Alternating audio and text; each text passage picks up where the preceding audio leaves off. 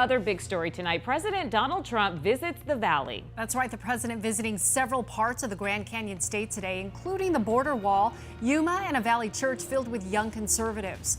The president taking off from Phoenix Sky Harbor Airport just a couple of minutes ago, headed back to Washington, D.C.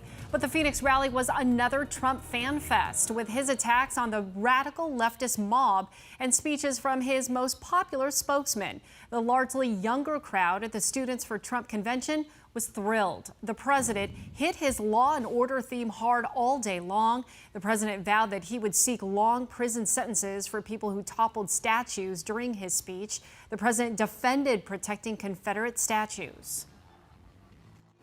We will honor them and cherish them forever. We will cherish them. And we have to cherish our past. We have to cherish good or bad. We have to understand our past. We have to understand our history. Because if we don't know our history, it could all happen again.